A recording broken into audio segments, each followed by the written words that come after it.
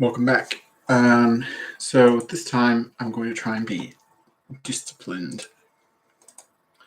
And we're just going to start off with, I'm going to read the whole thing through. I'm not going to editorialize. Might find that hard to believe, but that is the idea. Did I do it right? I didn't actually. So that's funny. There's two of them, but I got the right one. I won the mana crypt flip.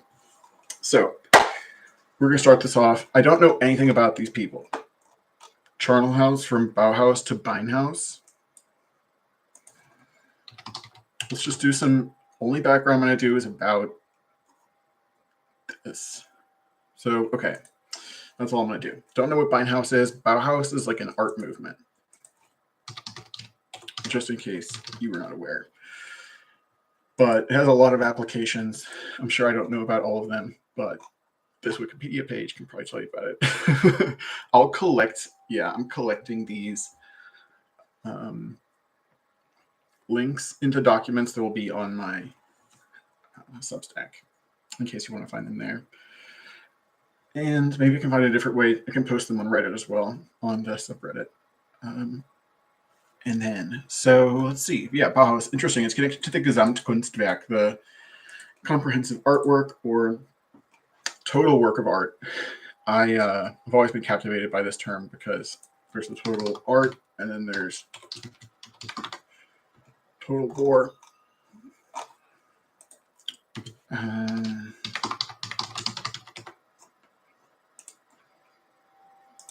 Yeah, so total art and total war, I think is interesting. So basically, this is problematic because people are like, it's bad to aestheticize politics. I don't really, I'm just saying this is also important context in general. Like if we're talking about all this anxiety where it's like, there's all this philosophy going on and people are talking about stuff, but it's like, well, what can you wind up justifying? Or who do you wind up becoming friends with? What do you wind up, doing? You're just going to like screw other people over and just advance yourself by trying to associate yourself with powerful people? Or are you trying to like change a world where it looks like a lot of people are going to die? Somebody may have been misquoted, but somebody was saying, like in this world that we live in, billions of people, or I think they were saying like a lot of people are slated to die, right? And I'm not a person who expects to, certainly don't expect to live that long. I think that things are very, very fraught. I think in a way we live in a diffuse state of total war. In a way, I think that that's kind of always there. Yeah, this is tough because it gets into basically, this is on the wrong window. So can I jump back? Oh God. So over here, this is basically just to back up everything that I'm saying while I'm saying it, because it's like, if I can. Oh, peace only doesn't come up that many times. That's awesome. Yeah, so I mean, every time it's mentioned, like the strategy blurs the threshold between peace and war that we have come to adopt as a basic understanding of interstate relations, right? So according to this, which is, basically by some NATO-affiliated academics, not necessarily speaking for NATO or whatever, but like, like this is a point of view which is taken seriously, is that we have an endemic way of looking at how peace and war operate, that there's like peace and there's war. But in reality, there are strategies available that blur the threshold between peace and war. And so in order to operate strategically at this level or whatever, we need to be able to basically not be so attached to these binaries of peace and war. Anyway, but that gets very complicated starting to talk about Marxism, and because it's like every way that we talk about concepts then has like a material, or it could have a harmful material application, like something that we say like could make things worse in terms of this power struggle that's going on, where like there's these powerful people and there's just a lot of power concentrated in very few hands in terms of the military and all the secret technology that's there and everything like that. So there's a funny way in which I would loop back around and accuse other people of doing aestheticization of politics, but I think everything can be turned all around as well. That's part of my poetic thing of language. Anyway, I thought I would start off with this. So that was just a little bit about Bauhaus and total art and war. So, preliminary materials for a theory of the young Hegelian E-Girl.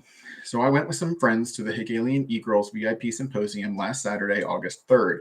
It was held in the backdoor patio space of a Persian restaurant in Crown Heights, where they sometimes hold DSA meetings. The event attracted a strange mix of people. Everyone from dime square bohemians to bookish members of the platypus-affiliated society to online theory cells to actual grad students excited that somebody was throwing an event on Hegel. Various online commenters and podcast hosts like Jamie Peck and Joshua Citarella, not sure how to pronounce that, were also in attendance. By far the most important organizational connection to the event, however, was that of the newfound American Communist Party, ACP, the so-called MAGA, quote-unquote, MAGA communist splinter from the old Stalinist U.S. Communist Party, CPUSA. Later, I'll briefly go over some of the major figures from that group. There were about 150 people total. My friend Alex Gendler and I, again, maybe not how you pronounce that, Alex Gendler and I went on the Intifada pod to give a rundown of the event. What follows are some of my remarks from that episode, which I've transcribed and reworked in light of new material that's become available. So I can follow that link. So this exists. It's not going to play. Okay. Before I proceed, though, I do want to defend the idea of being able to go to an event for the lulz or whatever, or even just look at it anthropologically to see what kind of people would show up. You don't have to, quote-unquote, go native like that dude Crumps has with the Dime Square scene. He was there, too, for anyone keeping count. And I'm sure there were some who were genuinely curious to hear what the E-Girls had to say for themselves and were interested in what sort of crowd would be there, though anyone who saw the way this event was advertised could probably have guessed. I don't think the mere fact of showing up to something implies political agreement. Serious criticisms can certainly be made of many of the groups and individuals who went to this symposium, as well as the E-Girls themselves, and that's precisely what I'm hoping to do. I get that some people might object. Why are you giving this, quote, why are you giving this thing oxygen? I can imagine you asking. It's pure spectacle. And I'd agree with them, but we live in a spectacular society, so here we are. I'm going to start by talking about the conciliar organization of the E-Girls and some of the drama that swirled around the events they planned. Then I'm going to address what I took to be the philosophical content of their statements and try to locate their outlook within the history of Hegelianism more broadly. Finally, I'll examine the politics behind the Hegelian E-Girl Council and speculate what their concrete goals might be.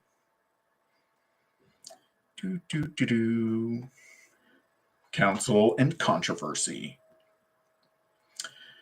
When I was first thinking about how to dissect this event, I thought one can maybe break it down into two parts. They call themselves Hegelian E-Girls after all, so we could ask what it means to be an Hegelian and what it means to be an E-Girl. But thinking about it more, I realized there's a third term.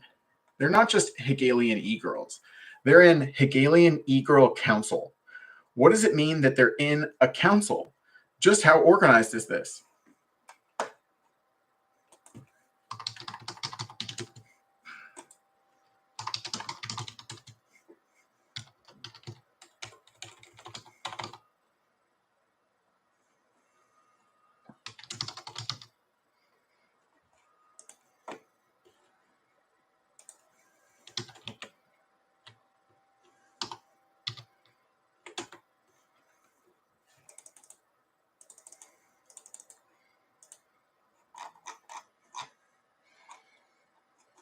Council. Hegelian E-Girl Council. What does it mean that they're in a council? Just how organized is this?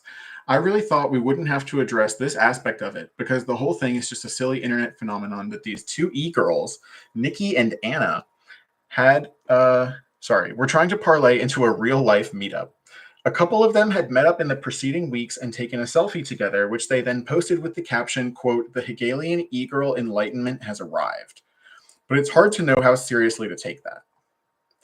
Even a day after the event, though, there was a bunch of drama specifically surrounding the council part. It turns out there had been a third Hegelian E-Girl. One of the former E-Girls, I'm not going to be able to say this right, sorry, but Sanjay Hora, I don't know. Anyway, Sanjay Hora, who had been in that photo announcing the arrival of the E-Girl Enlightenment, publicly tweeted her misgivings about the direction of the project. She said she'd resigned from the Hegelian E-Girl Council a week or so before the party. This confused me because to say that you resigned from something suggests that it had some sort of a formal structure or sense of official membership. Does it just mean she left the group chat? A group chat had been mentioned by a number of Twitter users, especially after someone approvingly shared an image of Red Scare co-host Dasha Nekrasova aiming a gun at a racist effigy of an Islamic terrorist. Either way, it was hard for me to tell if anyone in the group chat actually belonged to the council. The E-Girls actually have a Patreon run by Nikki, so there's that. However you cut it, a quote-unquote council with only 2 people is pretty small, unless they plan on expanding. Regardless, Sanjay Hara voiced a few objections people on the outside had been making. In particular, she felt like Anna, whom she'd been closest with, was being dishonest about what they hoped to achieve with this whole project. Sanjay further alleged that Anna's good standing largely stemmed from her incomprehensibility, because people don't have a clue what this is actually all about. Possibly Hannah doesn't either. There's probably something to that. Fundamentally, though, Sanjay thinks there's something deceptive about the way the E-Girls have gone about this and the various milieu they're trying to appeal to. Sanjay self-identifies as a centrist and was uncomfortable with how it seemed like the E-Girls directed most of their ire against the left while remaining more or less silent about the right. Beyond her political concerns, she had philosophical force as well.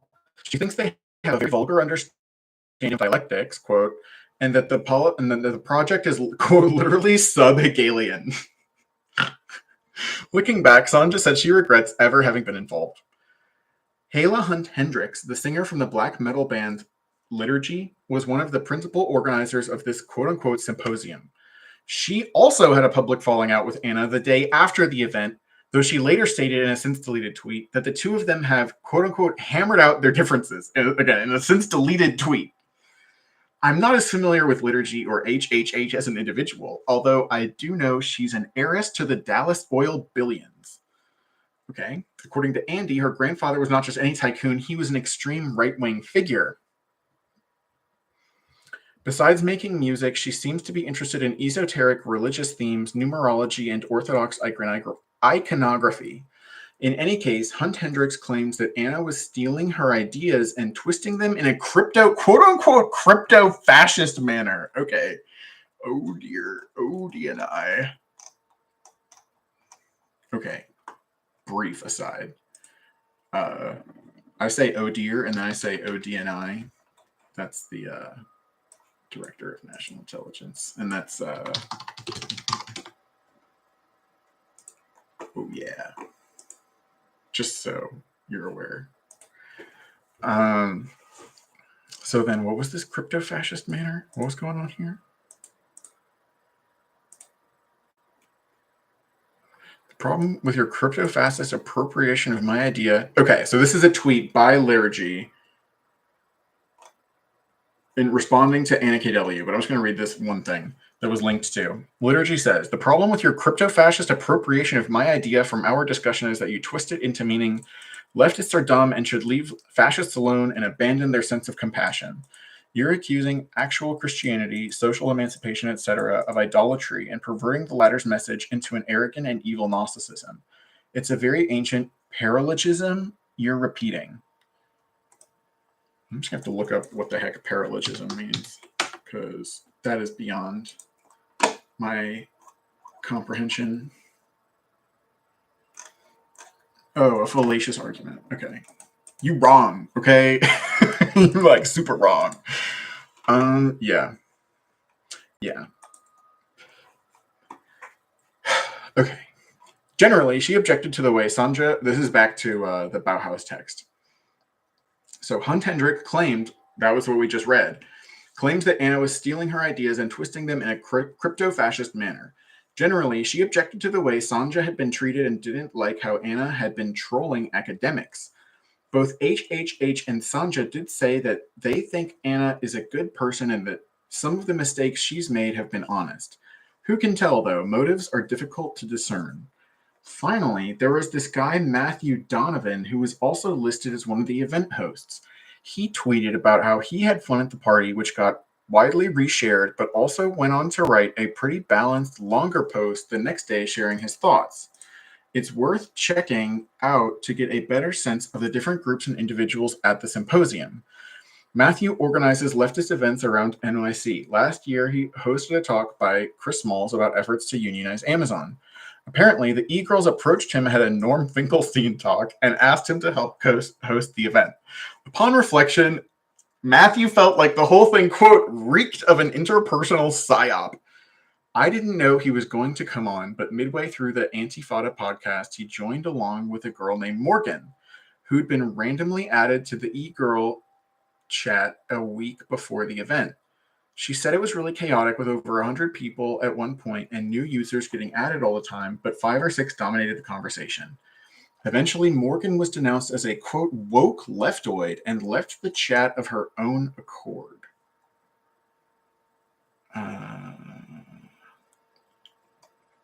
So who is this? This Matthew person? The host? Knows this person who got... Who's going to come on? Join Matthew. So Matthew is saying...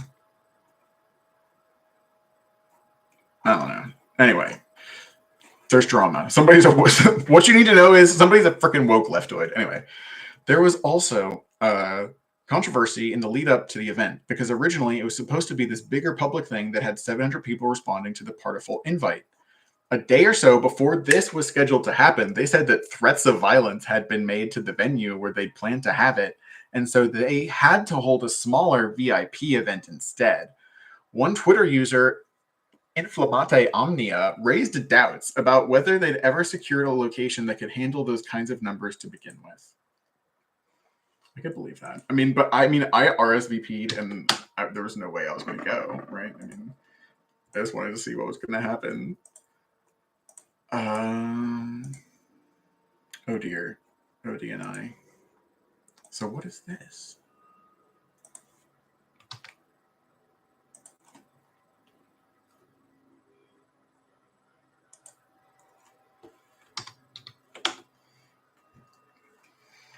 This is what was linked to. This is Omnia. Again, I could probably mispronouncing a lot of these things because I've never heard people talk about these people before. Inflammate Omnia raised doubts. I bet $10,000 that the Hegelian E-Girls did not in fact cancel their party because it was, yeah. I would bet that, okay, so they will unfortunately have to be postponed due to violent threats made against the venue. Didn't really want to bring a war to us. The trolls clearly want to bring a war to us, but we will not be daunted. We will be coming back even stronger with a more elaborate launch party event. This is so funny. Featuring esteemed speakers. This sounds like Donald Trump. But people are trying to, what did people talk about? Clout chasing, right? People are trying to establish themselves as voices or something. And in a way, isn't everybody, yeah, we all, there's different ways of going about trying to cultivate this. Anyway. Right. And I don't know, I'm not here to judge. I don't even know what's going on, but we're learning about this together. Anyway. NKW. This is the cancellation. The Hegelian E-Girl launch party will unfortunately have to be postponed due to violent threats made against the venue. The trolls clearly want to bring a war to us, but we will not be daunted. We will be coming back even stronger with a more elaborate launch party event featuring esteemed speakers a few weeks from now. A much more exclusive get-together will still take place tomorrow night. If you're a friend who'd like to come, let me or Return to Hegel know. And JP, this Inflammata Omnia, says, I'd bet $10,000 that the Hegelian E-Girls did not in fact cancel their party because St. Joseph's/St. Teresa's backed out after receiving violent threats. I would bet this because I called and they said not only did they receive no threats, no event was scheduled for tomorrow. Oops. So, one Twitter user, Inflamata Omnia, raised doubts about whether they'd ever secured a location that could handle those kinds of numbers to begin with. Doubts which I think are pretty well founded given how last minute a lot of this seemed. He said he got in touch with St. Joseph's, where the original event was supposed to take place, and they had never even scheduled anything. The Hegelian E-Girls have not responded to his post. Anna insisted to me that this bigger event is still going to happen in a couple weeks, but I have no idea whether it actually will. It may be up in the air now, considering how much heat they've already drawn from this smaller gathering. And I mean, probably as of now, it's not on, right? I don't know what Return to Haeckel's interested in doing, but this Anna person is saying, I'm announcing that I'll be stepping back from the Hegelian E-Girl project. So we'll have to get to that. We'll have to read that next or something. But so anyway, Anna says to me, I have no idea whether it actually will. Spoiler alert, we'll see. Not with Anna, put it that way. It may be up in the air now, or maybe it will in real life. Like Anna said, I think that they don't want to do social media, but maybe they'll, whatever. Maybe they have a guerrilla network going. You don't know, but probably not. Anyway, it may be up in the air now, considering how much heat they've already drawn from this smaller gathering. A common thread running through the above accounts, Sanjay's, Hela's, Matthews, and Morgan's, is that each of them feels burnt by the association. I'm sure the Hegelian E-Girls have a different story about how all this went down, but since I don't really know what went on behind the scenes, also true of me, obviously, I'll refrain from weighing in. Nikki and Anna seem to be responding to the hubbub in separate ways. Nikki's handling press inquiries, while Anna's tweets since the event have been more sullen and circumspect in character. The symposium was a pretty low-key affair. Initially, there were a couple bouncers, 2 dudes from the ACP in polo shirts who went on to deliver statements. But this didn't last long, and after a while, they stopped checking if anyone was on the VIP list. There was a PA system set up for the speeches, and some DJs played music in between. Despite the free alcohol, no one was dancing. Very little philosophizing appeared to be happening either. It was just a hangout. That's disappointing. Because it said, didn't this person say there were theory cells there? If you're a theory cell and you're going to the Hegelian E-Girl event, you really need to bust out your philosophizing. That's on you, right? This is a skill issue. You can at least philosophize. Anyway, German idealism. What did I expected? Hegel, Schelling, Fichte, Kant. What I got? Aufhebung, intellektuelle Anschauung, intellectual looking at stuff. Urteilskraft. The ability to cause things. Oh, these people are fondling each other. Okay. The pure I is being groped by the absolute, which is being groped by speculative thought. Okay. What kind of Hegelian are you? Anyway, now that we've gotten the quote-unquote council aspect out of the way and talked about some of the attendant controversies in the event, we can look at the 2 remaining parts of the equation, quote-unquote Hegelian E-Girls. First, they're self-professed Hegelians. Second, they're self-described E-Girls. I'm going to focus on the first part and try to situate the various remarks they made at the event and tweets within the history of Hegelianism. I'll leave it to others to theorize the situation of E-Girls, tracing out their life cycle and the kinds of online followings they cater to. Leaving that bit aside, to call oneself an quote Hegelian is still fairly indeterminate. Sure, it indicates that you're a devotee of the long-dead German philosopher Georg Wilhelm Friedrich Hegel, but beyond that, it isn't saying very much. Hegelianism has encompassed a whole range of opposed stances and dispositions over time.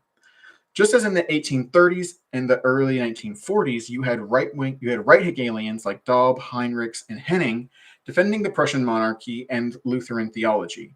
There were centrist Hegelians like Hegel's first biographer, Karl Rosenkranz, as well as the proto-socialist Lorenz von Steen, whom Moses Hess referred to as a, quote, Hegelian of the middle. And then there were the left Hegelians, probably best remembered of the bunch, who could be quite radical. The names associated with left Hegelianism in Germany include Marx's old professor Eduard Gans, Ludwig Feuerbach, the Bauer brothers, and Max Stirner. Beyond Germany, in France, you had one of the founders of anarchism with Proudhon steeped in Hegelian verbiage.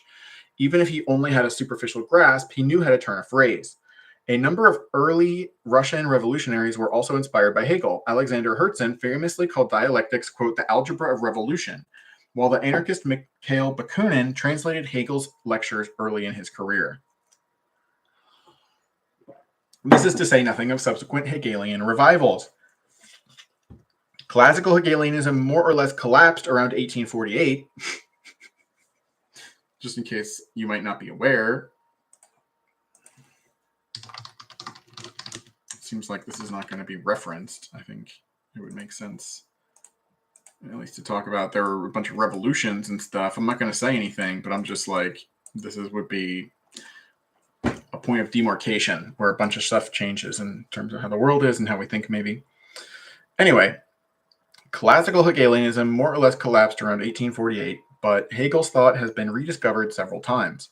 To give a sense of all the ways neo-Hegelianism could be translated into 20th century political ideologies, you could look at Italy from the 1890s through the 1940s. On the far left, you had a really exceptional Hegelian Marxist in Antonio Labriola, much admired by Lenin and Trotsky. Benedetto Croce started out as a Marxist, having been one of Labriola's students, but eventually drifted toward liberalism. After the Second World War, he was asked to serve as Italy's interim president, but turned it down. Then on the far right, you had an erstwhile friend and mentor of Croce, Giovanni Gentili, who became Mussolini's court philosopher. He was the official ideologist of Italian fascism. Richard Rorty, the postmodern pragmatist, once quipped that the left and right Hegelians eventually sorted out their differences at a 6-month seminar called the Battle of Stalingrad. Jesus. By God. I swear, that man is torn in half. Anyway. All this is to say that to call oneself an Hegelian can mean any number of things. It's been tough for me to piece together an accurate picture from their specific brand of Hegelianism. Twitter or X or whatever it's called is not really conducive to philosophical thought, even if you pay for the blue check and can write long-form posts. There are some who valiantly try to overcome the limitations of the medium, like Reed Kane with politics and Jensen Souther with philosophy. My distaste for him notwithstanding, Has attempts this as well. More on him later. Yeah, I mean, this is like an important person, at least in terms of all this drama or whatever. There's this, and then somebody... I posted it to my subreddit. But you can't see it. But I'm getting there. I'm getting there. Okay. So this person has, yeah. I mean, I'm probably behind a lot of the. Oh, that's funny. That's one of the main things that comes up. But is this maybe that's this person? I'm probably behind a lot of the listeners. Like anybody who knows about this. I don't know. It's probably not. I think they would have more followers than that. But they do this, and. Is this what I was seeing before?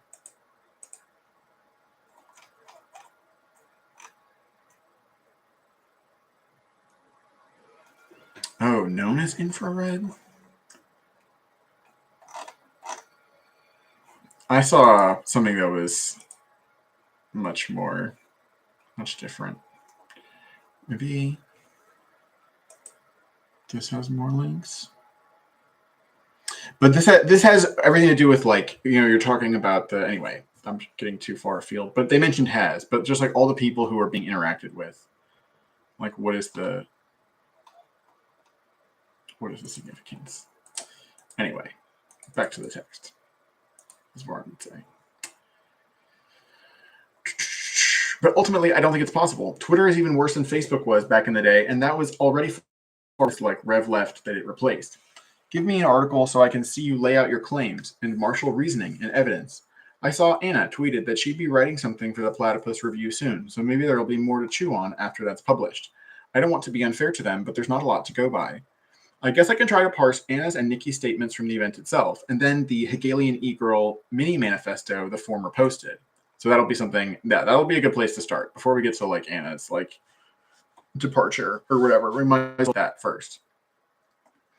Hegelian E-Girl mini manifesto the summer posted. At the symposium, it was hard to hear what anyone was saying, so for the Antifada episode, I was going mostly from memory and whatever I could see on their Twitter timelines. Thankfully, Matthew shared the Google Doc that E-Girls had sent him with their prepared remarks. My commentary over the next several paragraphs will only make sense if you read over them. They're mercifully short, so I'd urge everyone to open up the hyperlink and give it a quick look.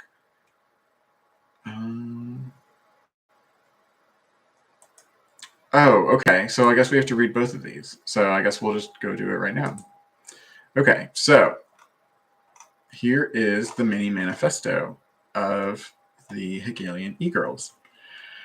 So this is posted by Anna KW, August 3rd, 10:25 p.m. Eastern, maybe, 2024. They might have been New York. Okay. Here is a Hegelian E-Girl mini manifesto. Also notice they don't hyphenate E-Girl. Anyway. So, we live in a polarized time. Trust between political factions in the West may be approaching an all-time low. Even those prominent politicians in electoral democratic systems tend to frame the situation as one of an existential struggle between fundamentally incompatible visions for the future, cutting through each society internally. The struggle is not limited to government as such either. Even the most mundane interactions have become politicized, and minute details in behavior, speech, and so on are treated as shibboleths for loyalty testing in the battlefield of the culture wars, regardless of one's own cultural background. It seems the one thing that almost everyone can agree on is a desperation for radical change to the status quo. It is this status quo which has given rise to these radically contradictory demands for change in the first place. They are symptoms of the paradigm that birthed them, a paradigm of entitlement to expressing one's voice politically for little more than the purpose of demanding immediate gratification according to one's most antisocial impulses. This is the self-interested nihilism of bourgeois democracy. Part 2. Instead of defining one's impulses with the soul turned inwards, turns toward an absolute that may guide their social mediation in a process sustaining desire for what is yet to come, bourgeois democratic ideology is oriented toward eliminating the tension that sustains desire in its reduction to an immediate satiety, increasingly slipping into the demand for an absolute realization of one's own personal utopia, with those who disagree treated as disposable, simply in the way of one's own correct political drive, taken for granted and emotional quote-unquote given beyond question. Not even fully human, these other people are, at least as long as they disagree. This political affliction is almost universal. Distinguishing friend from enemy, as in Carl Schmitt's conception of the political, is the order of the day, a process that follows a predictable cycle.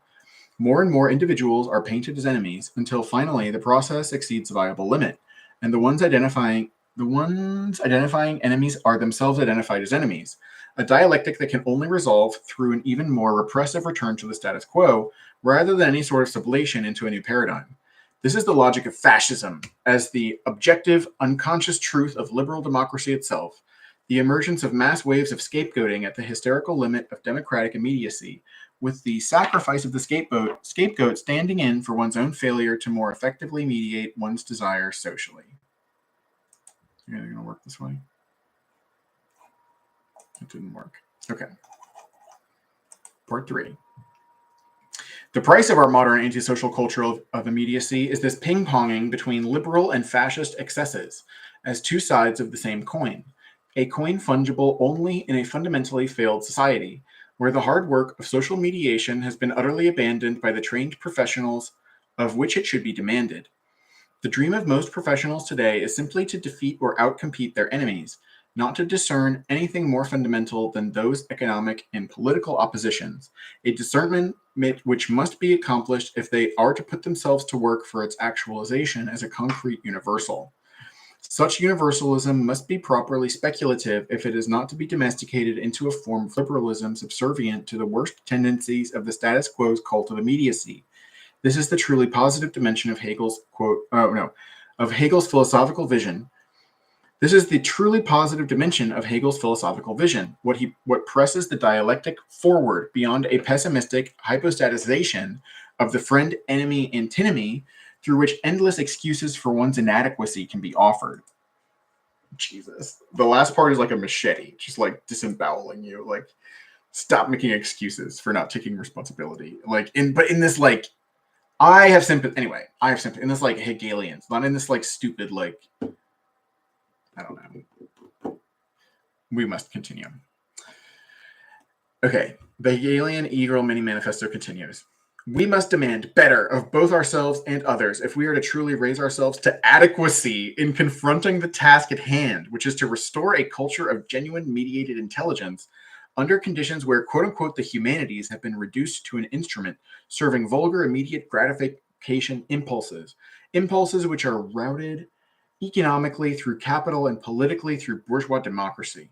We must be at once untimely in standing against this cult of immediacy and more timely than its servants ever could be, because the task of a mediated intelligence is to grasp one's time in thought.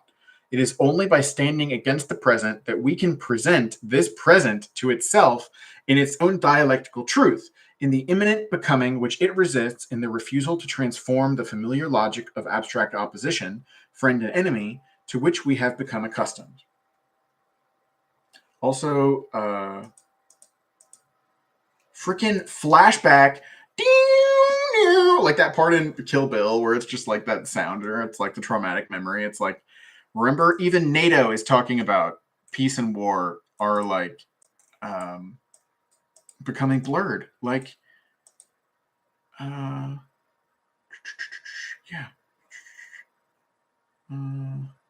I forget where it says. I thought it said it was like we're literally outdated. But anyway, not to get too far afield. Whew. Next part. The Hegelian E-Girls are therefore, quote unquote, are therefore calling for a new piety to the absolute, to a speculative identity through which an ethic of mediation can take priority over the echo chamber cul-de-sac mentality to which contemporary political discourse increasingly reduces itself. It is the norm today for adults to act like children, desperate for the parentified embrace of stereotyped certainties provided by the narrative that is standard for their respective political culture. Anything that challenges this narrative is typically rejected in an autoimmunitary fury. This is evidence that the primary function of these narratives is only to provide comfort, to trap the irresponsible adult in a perpetual childhood, rather than to achieve a true mediated intelligence through which responsibility for improving the world as it exists is actualized. So I gotta say, like, a lot of this is apparently going to come down to what it means to be mediated, which I don't really understand, at least yet, but we'll get there. So wait, is that the end? Excuse me. But there's too much bourgeois democracy. Yeah. So there was that. So there was then that, and then that person wanted me to manage a Google Doc that goes in with their prepared remarks. Oh my god. Oh my god, I have to save. You have to save stuff like this. Let's make sure this doesn't get lost for me. Oh dear. I already had a window open. Oh dear. OD and I. Avril Haines, what's good? You just lost the game. I'm going to combine that. Oh dear, OD and I, you just lost the game. Like, I'm just, yeah. So it's just like, hello, Director of National Intelligence. You just lost the game. How about that? It's like, anyway, it's high and low culture. You wouldn't understand. Okay, Hegelian E-Girl Symposium Statements, August 3, 2024. Anna's statement. Drink some water. The Hegelian E-Girls seek to bring about a vibe shift. You can call it sublation, if you like, an Aufhebung of the upstream, a cultural transformation, leaving nothing the same as it was before. This is a profoundly uphill battle that we fight. The forces of inertia in this city weigh heavily upon its social unconscious. This unconscious, the well of New York City's id, trapped by its shining literary egos in accordance with the superego dictates that they have inherited, has become trapped in a vicious repetition compulsion, a spiral down an abyss of nihilistic degeneracy. In accordance with the cult of sensuous immediacy mandated by the currently reigning neoliberal ideology. But by what means may we combat this spiral? By the means of concrete philosophizing. Concrete philosophizing means applying insight to the alchemical transformation of everyday life. Philosophy must be raised above the insularity of an academic exercise. We must make use of abstraction by suspending its methodological isolation. We must discover the intricate dialectical connections that the constitution of speculative thought as an interpersonal practice bears objectively. We are not only people, we are concepts. concepts through which the self-movement of spirit finds its actualization. To raise ourselves to our highest potentials, the concepts we bear, and which are born in the connections we form through language and labor, should be raised to the level of a cultural discourse that finally, through this process, may be adequate to the pressing task of social mediation of the objective contradictions disturbing our contemporary politicized social space. Trust within our communities has broken down radically. This is perfectly clear from the controversy surrounding this event. The way through this breakdown is not to purge as scapegoats the individuals who appear to give body to this distrust, but rather to recognize that the terms of the conflict themselves point the way imminently to their own resolution.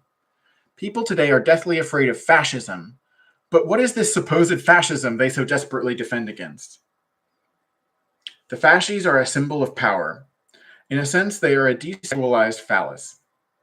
The threat of fascism emerges when the space of power itself becomes radically fractured, and different forms of power vie for control in a struggle for mastery where there can only be one.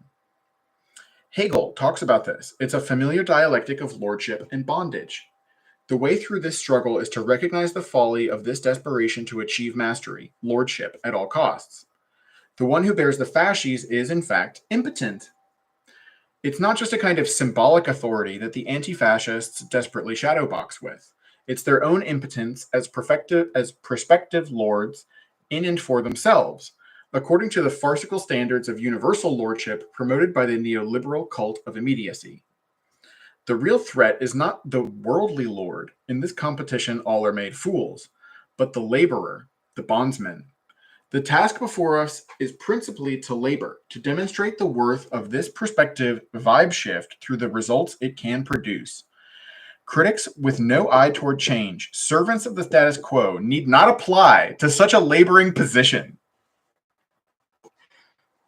The winds of change are coming, not to usher in fascism, but to demonstrate the imminent fascist fantasy of the very neoliberal normality we take for granted. Trust has collapsed. This is as it should be. It is through the destitution of our naive trust in normality, defending itself viciously against the carved signifiers it fears and enjoys in its fear, that a higher normality potentially may be achieved. A normality where we can pass through the darkness instead of jumping at our own shadows. Nikki's statement. You are here today because of the immense mimetic power of the Hegelian E-Girls. You thought Hegel was done after Fukuyama? No, Hegel is just getting started, and we are revealing the work of the absolute spirit. What is the purpose of the term Hegelian E-Girls? It's a signifier to break out of the confines that Hegel has been subjected to. We're breaking Hegel out of the cage and allowing the interaction between Hegelianism and the new frontier that Hegel hasn't been translated into. Hegel has been stuck in the ivory tower, studied dogmatically, and we are jailbreaking Hegel. Hegel was never meant to be studied dogmatically. The purpose of the dialectic is constant transformation in context to resolving the current issues of our times. Why are we interested in Hegel? And why is it that Hegel continues to appear at every historical juncture? Despite every attempt to exorcise his influence from the sphere of human thinking, especially within the tradition of Western philosophy. Clearly, there is something potent about Hegel that haunts contemporary philosophy. A potency contained in Heraclitus' earth-shattering statement that, quote, nothing endures but change, unquote. And as Hegel says in relation to Heraclitus, the truth is to have grasped the essential being of nature and to have represented it as implicitly infinite, a process in itself. By trapping Hegel into the ivory tower, the Academy imposes restrictions on the self-transformative nature of Hegelian thought itself, stunting the life and development of spirit.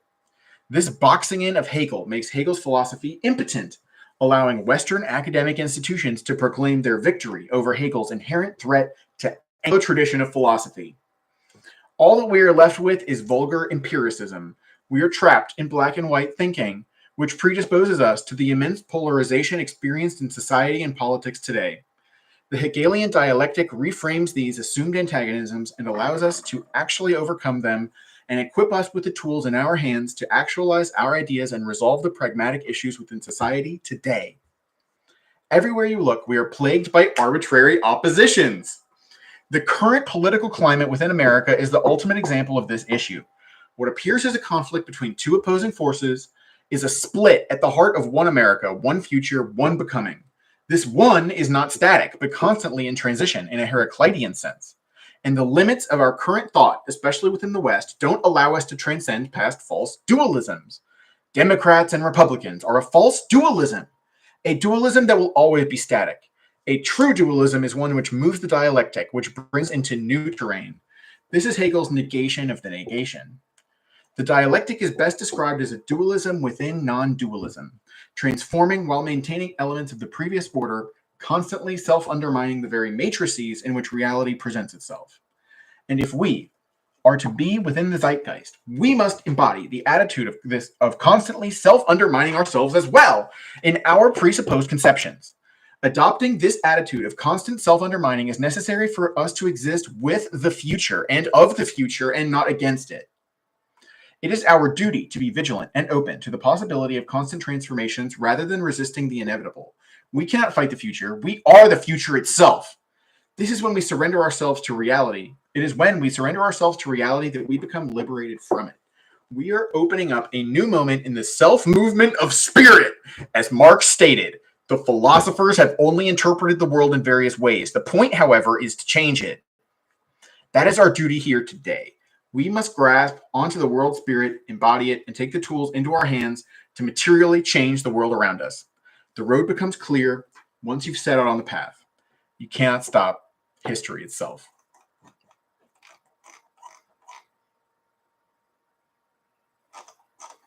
So there's somebody else's. Oh, there's two more people's. I don't think I'm going to read theirs.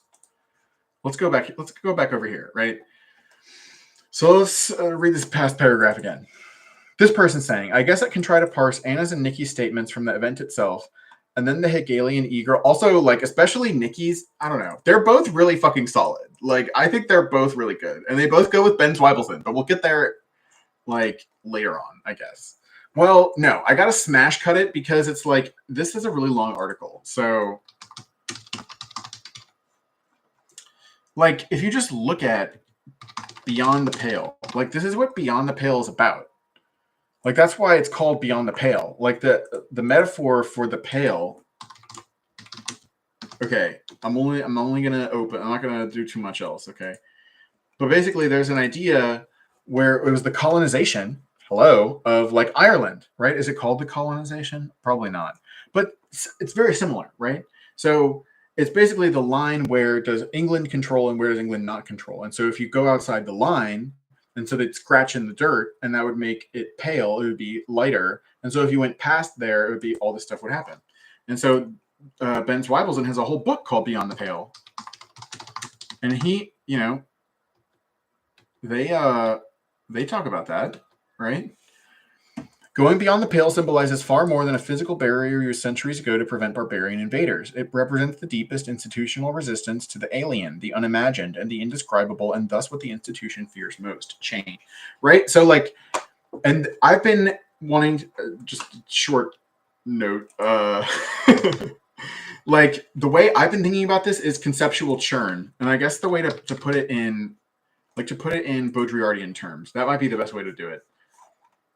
And then we're going to jump right back to that text, I promise. I just wanted to show you, like, this is relevant for Ben Zweibelson. Like, Ben Zweibelson is talking about, like, applying this to war and, like, goes into a lot of different things that I'm not going to do right now because I'm trying to stay more focused on the Hegelian E-Girls. But I'm showing, like, the corollary is, like, we need to be changing how we think much faster and faster. Like, and that means we need to let go of old ways of thinking. And, like, and that's scary. And then, obviously, that's political. Like, even...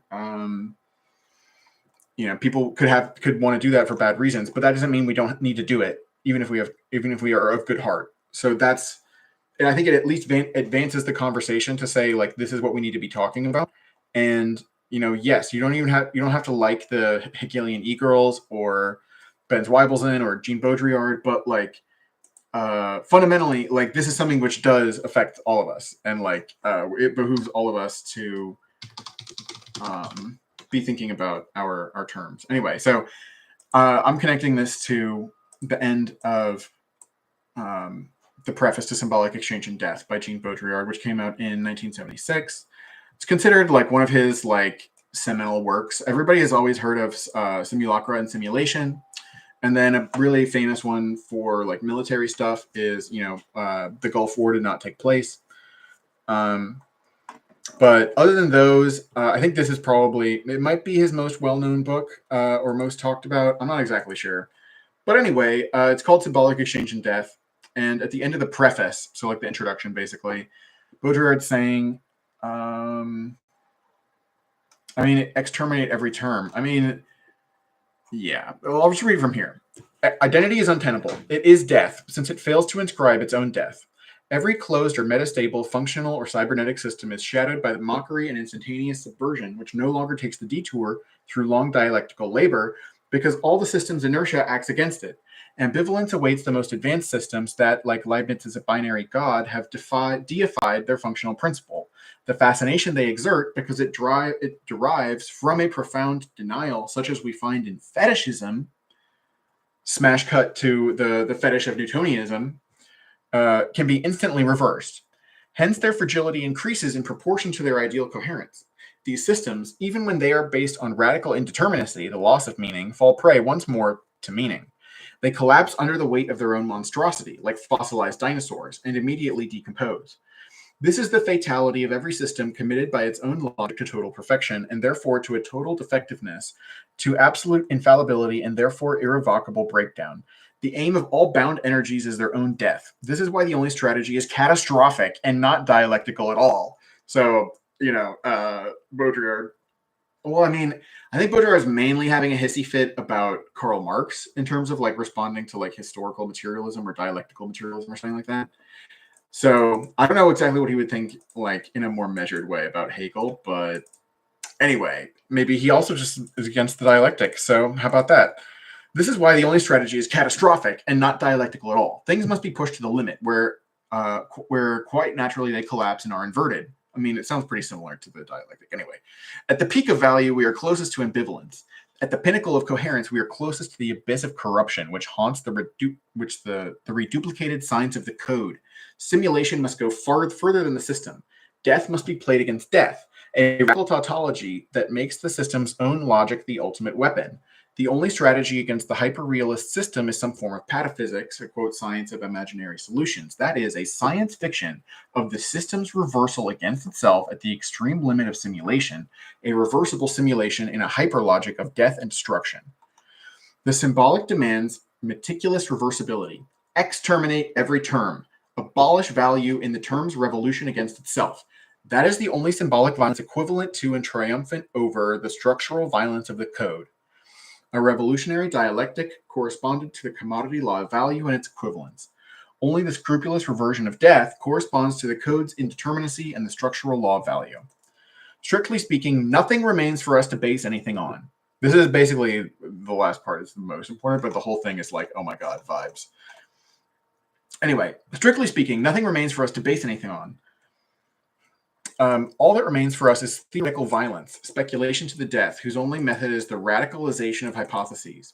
Even the code and the symbolic remain terms of simulation. It must be possible to extract them one by one from discourse. So you might not like this part, but I'm mainly focused on this part where, the code and simulation are two of Baudrillard's like big concepts. And Baudrillard is saying here, we can like not talk, like forget about those. We don't need to talk about that.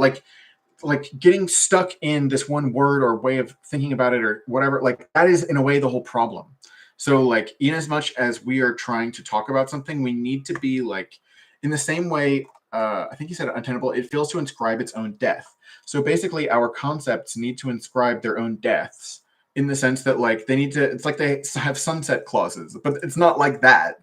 It's mainly more an acceptance of like how conceptual thought is working. Like we are clinging to this idea of like binaries, not just that, but like it's larger than that until again what Zweibelson calls the Newtonian fetish, right? And so Newtonianism goes along with a whole bunch of things, but basically simplistic conceptions. Anyway, a lot of what the E-Girls are saying seems to vibe with this. So even if, like, it's not to say, like, they're amazing and perfect or whatever, but, like, I think they're they say some interesting things, right? Like it's not, it doesn't strike me as complete bullshit. We'll put it that way. And worthy of discussion, I would certainly say. So anyway, now a long time ago, you'll recall we read these things, and now we'll get back to this. So the Bauhaus person says, let's actually start with Anna's mini manifesto in the interest of charity, since it's better than the speech she gave. Okay. Judgmental. She starts off by sketching some basic observations about the present moment. There are some obviously correct points Anna makes here, ones I think anyone with a brain would assent to, but I'm not sure she really needs Hegel to make them. Uh-oh. Did you need to use Hegel?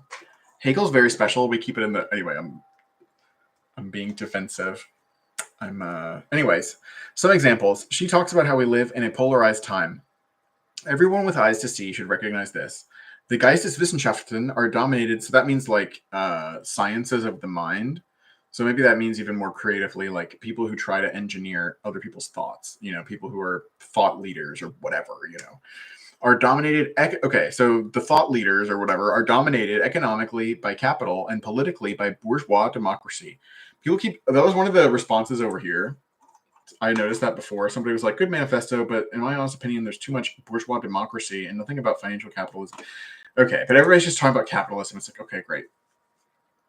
The Geisteswissenschaften are dominated economically by capital and politically by bourgeois democracy. Fascism is incipient within industrial capitalism as the objective. Okay, so now it becomes clear this person is like, I don't know if they're a Marxist Leninist, but they're holding down the fort on Marxism. Like this is what they think is like the proper interpretation of Marxism, I guess.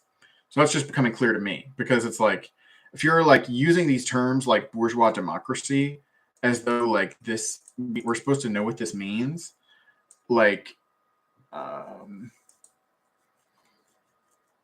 who are the people, right? Like who are the people who are capital or who are bourgeois democracy, or who is, if these could be the tools of domination, but who wields these, right? Anyway, fascism is incipient within industrial capitalism as the objective unconscious liberalism. Okay, so what is fascism supposed to be? We'll have to keep coming back to that. Anna rejects culture war loyalty testing, quote unquote, and dutifully denounces the Schmittian claim that the friend-enemy distinction is the essence of the political. I would positively counter that the Leninist... I don't know how to say that, but a Russian word, a couple words distinction is more apposite when it comes to politics. That must mean, apposite must mean something like fitting or something like that. I wonder if we can figure out... dang. I'll go back to just go to a different tab. So you can't see this. Oh dear.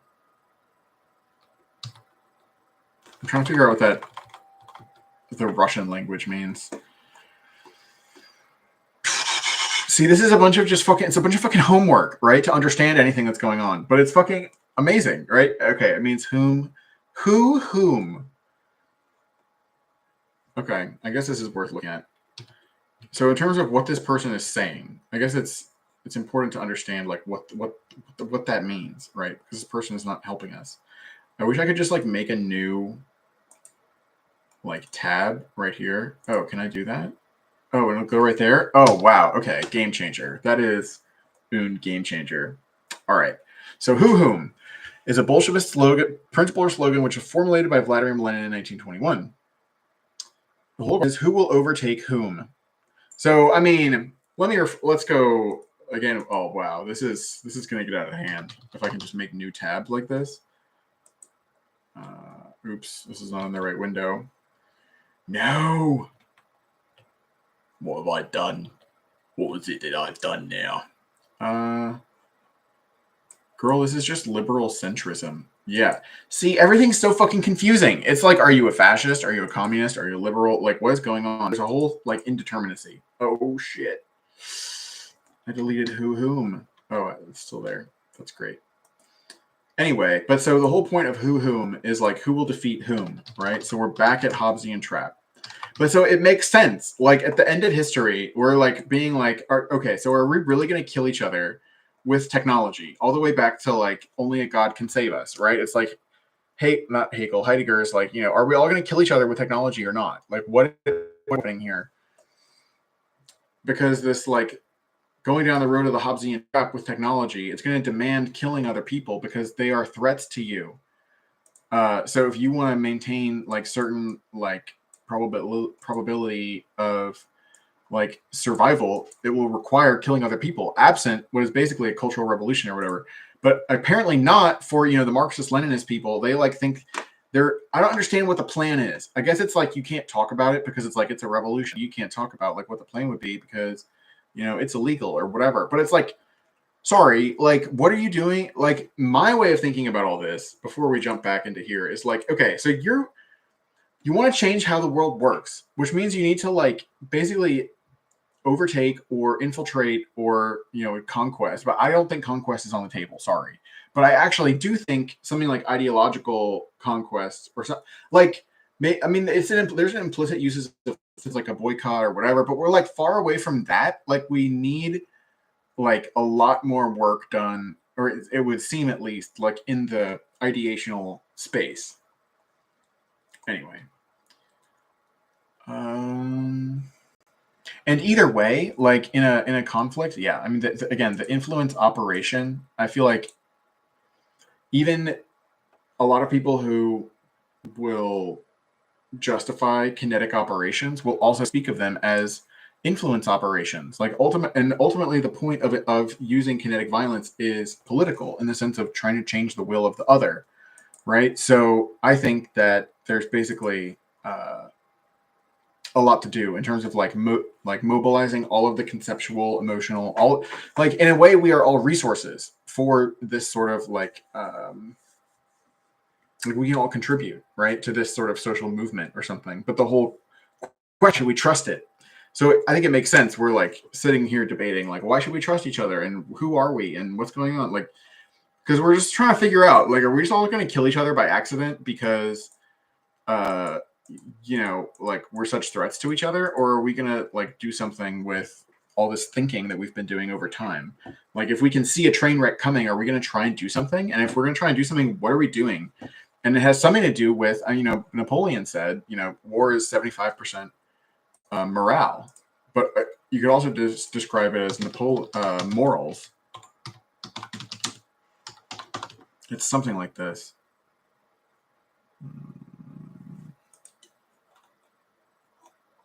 Well, he says in war, the moral element and public opinion are half the battle, right?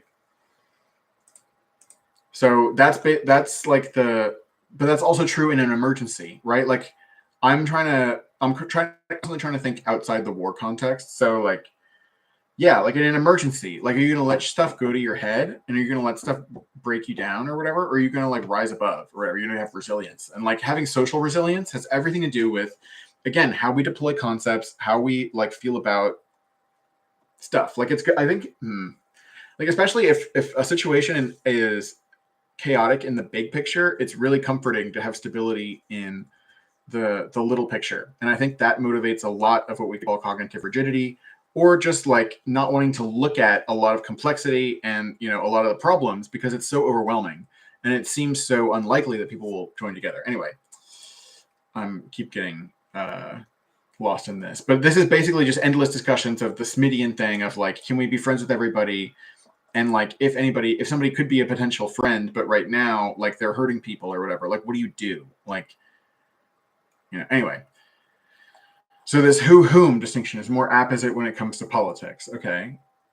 So maybe just like who's going to survive and who's going to be destroyed. Like it's not about friend and enemy, right? But the Palestinian or whatever, or the frontline settler or whatever, who is the person who died, right? It wasn't the members of military cabinet of Israel or whatever that got attacked on October 7th, because some people are more and better protected than others, and other people are exposed to violence knowingly because it seemingly, benefits people anyway.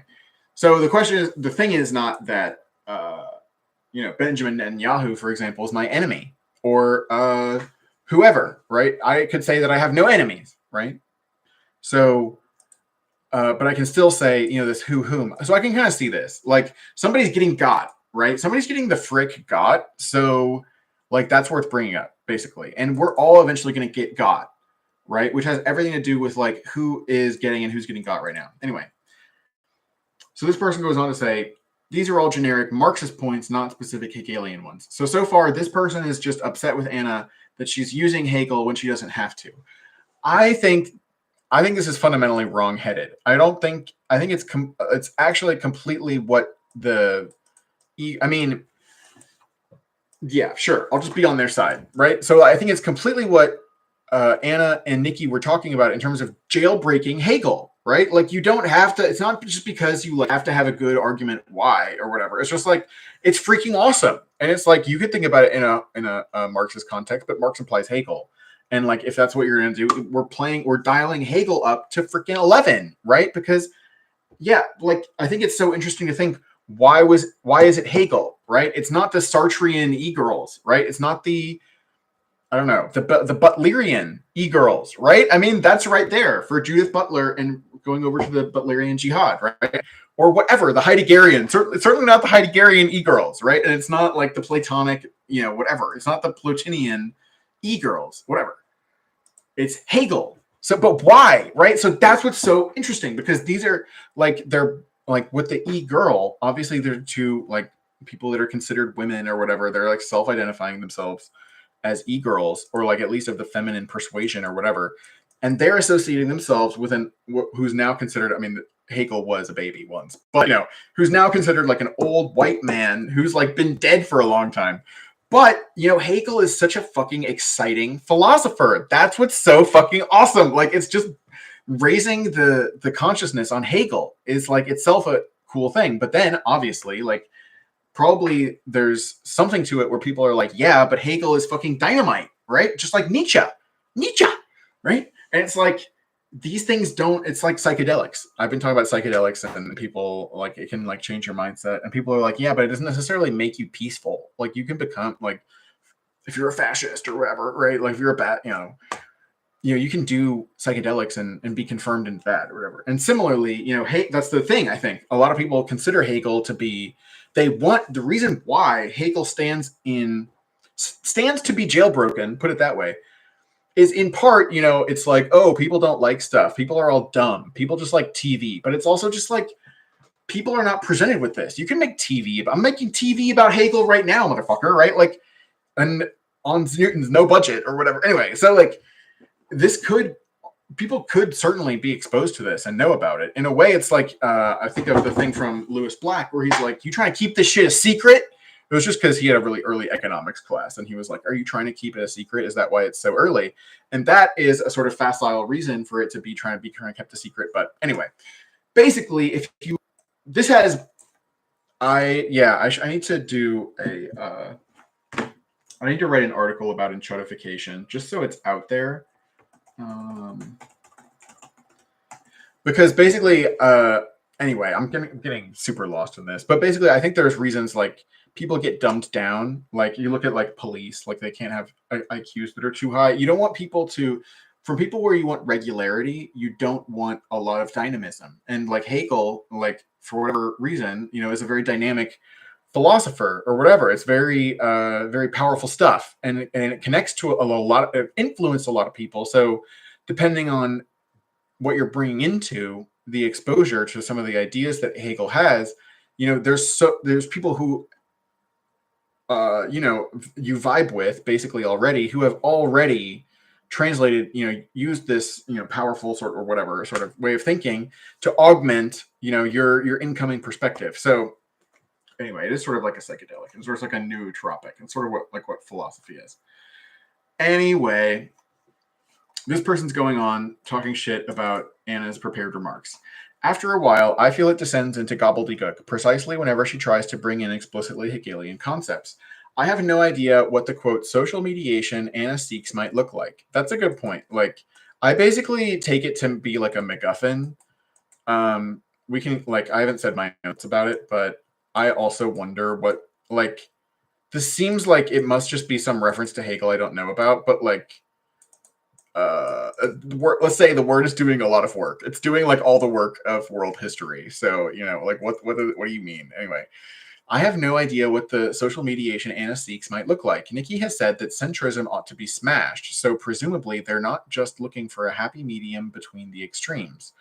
I know what a, quote, concrete universe is in Hegel's logic, but it's unclear to me why she would want professionals, question mark, to actualize the concrete universal. I'm not at all sure what she means when she says we need a new piety for the absolute. And I don't know what she thinks it would take to achieve a, quote, speculative universalism. Maybe that it contains within itself the determinate negation of that which it opposes, the cult of immediacy, as a result. The most dialectical formulation she sets forth is about being at once timely and untimely, and that's probably the best bit. So that was so long ago. We can... this is not where this was.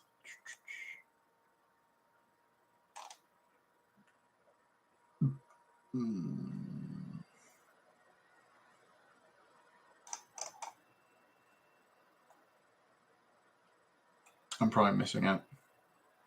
This part is so ice cold, and excuses for one's inadequacy. Jesus Christ. They're like, we aspire to adequacy. It's fucking hilarious.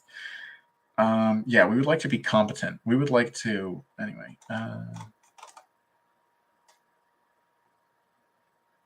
Yeah, I missed it. But so there's a part where it's timely and untimely. Minute details.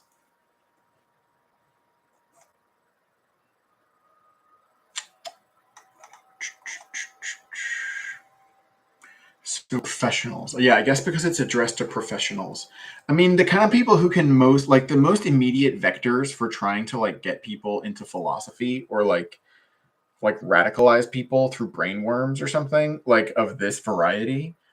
Like, the most immediate thing to do is, like, people who have read stuff like that, you know, like, I guess, or who know about philosophy, you know? So that's, I mean, that's a tough thing in terms of, like, who's your target audience? Because in a way, like, what it means by a dialectical universality, like, universality means, like, in a way, everybody's your target audience, right? You wish the best for everyone. But the question is, like, in terms of advancing the goal of doing what's best for everyone, what is best for each one of us to do? And so it occurs to all of us as individuals that we should try and reach out to the people that are most like us, right? And so then this, like, idea of trying to make things better, but then it gets mediated or whatever through, like, the social networks we happen to be involved with, and, like, those are this, like, it's, yeah, that's exactly what it means to, like, make history, but not in conditions of your own choosing. Like, you can go meet people, but you can't control everything about those other people, and, like, you don't know who they know and everything like that. Anyway, we're trying to find the thing where it's timely and untimely, because that's what that person thought was the best part.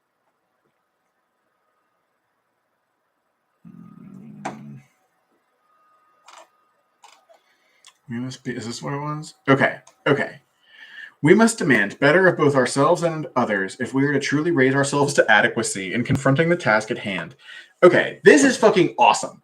I mean, it's just very snarkily said. Like, it's just, like, bless your heart is basically my thing. Like, I don't think it's necessary to be so, yeah, like this, you know? But, you know, given that we all have to operationalize some persona and, like, do something, like, this person has a lot of pressure on them, especially compared to, like, things I'm familiar with or whatever. And, like, they put out this thing and it's, I don't know, it's entertaining. Anyway, so we need to raise ourselves to adequacy. Maybe the one part of this which is not good, it reminds me of C. Derek Varn, is, like, I don't really like talking down to the audience.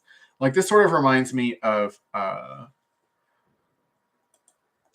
this thing in Baudrillard I can bring up right quick. Because it's like, when I say I like Baudrillard, this is the kind of thing I mean. It's like, oh, that reminds me of this part of Baudrillard that I like. But I mean, it's the same one that I've already shared a bunch of times. And somehow my views don't get put in, but I'm not complaining, okay? But yeah, basically the mirror of production. So,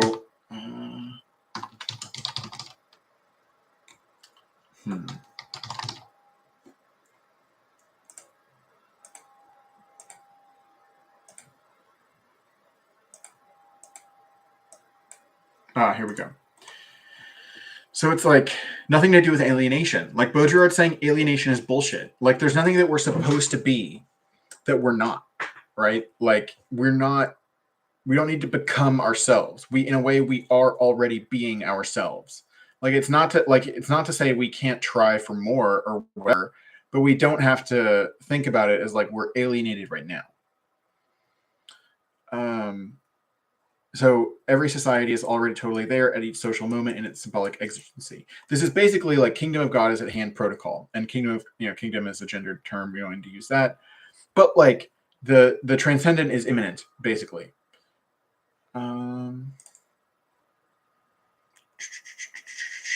Which basically means like this question of whether or not we're adequate. Like I don't think it necessarily needs to be put in that way, but I do think there's a profound resonance with Baudrillard, where Baudrillard talks about the need to respond to challenges, like even more like, which is basically this the gift giving, the idea of like we've been given this whole situation, we were born, the whole world is here, like the United States is here, like what do you have to say? You know what I mean? Like everybody's waiting, like in case you had anything you wanted to add to this whole fucking clusterfuck. Now's your fucking time to speak, right?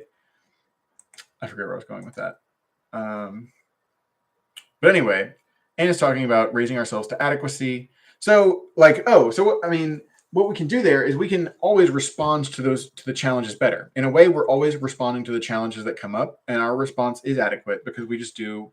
It's like it reminds me of that line. I've been thinking about this a lot from Wild's Time by Wise Blood. I gotta get back to that essay. I'm doing a bad job of doing this, but that's okay. Overall, I'm getting there. Like